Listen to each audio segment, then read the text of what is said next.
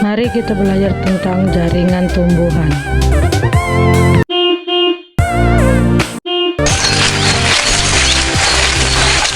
Kita ketahui bahwa tumbuhan melakukan aktivitas bernapas dan membuat makanan sendiri. Bagaimana tumbuhan tersebut melakukan fungsinya? Yuk kita perhatikan. Tanaman terdiri dari 3 organ utama: akar, batang, dan daun.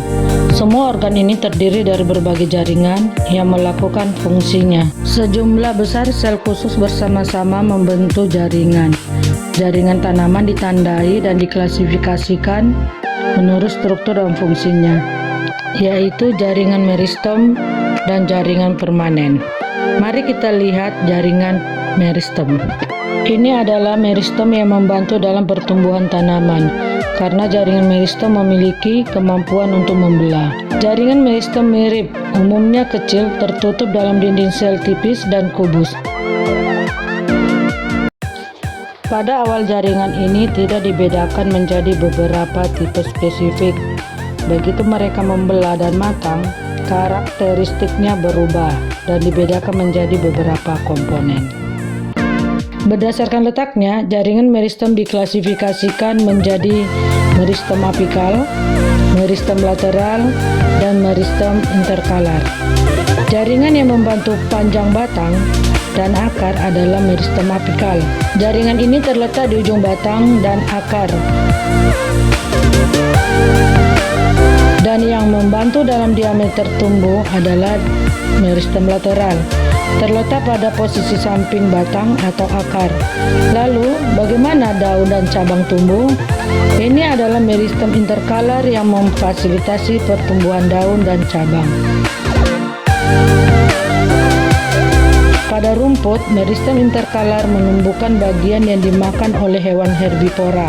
Jaringan ini terletak di dasar nut, ruas, dan badan basis daun. Sekarang kita mengetahui bagaimana tanaman mengembangkan akar, batang, daun, dan cabang. Pertumbuhan tanaman adalah proses yang berkelanjutan. Pertumbuhan primer terjadi karena meristem primer dalam pemanjangan batang dan akar.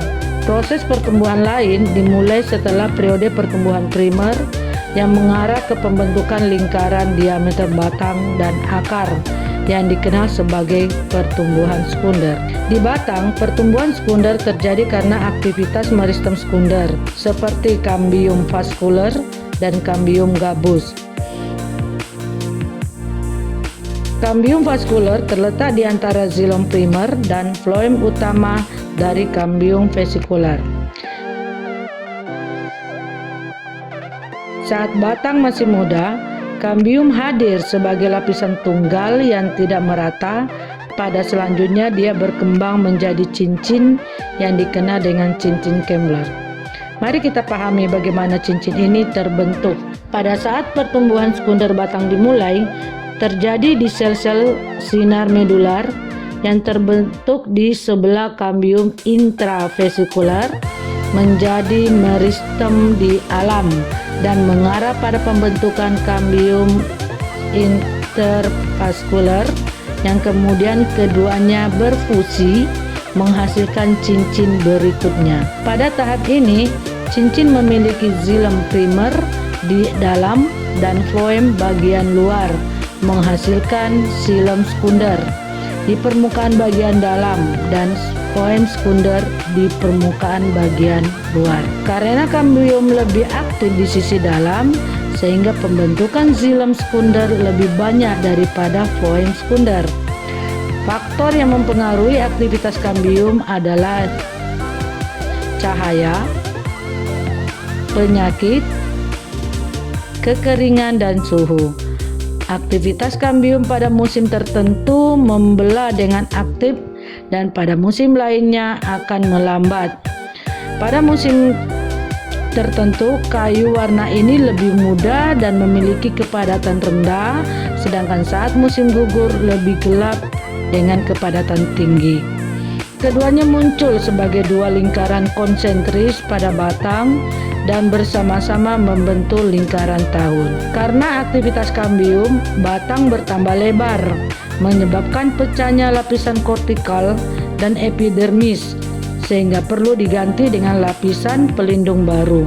Waktunya lab meristematik lain yang disebut cambium gabus atau disebut velogen berkembang, dan jika berkembang ke arah luar membentuk velum, sedangkan ke arah dalam membentuk veloderm atau disebut dengan korteks sekunder. Jaringan di luar cambium vaskular yaitu floem sekunder dan paradigma dikenal dengan kulit kayu. Demikianlah tentang jaringan meristem. Jika ini adalah ciri-ciri jaringan meristem, yaitu jaringan yang membelah, bagaimana dengan jaringan yang tidak membelah? Mari kita akan melihat video selanjutnya, jaringan permanen.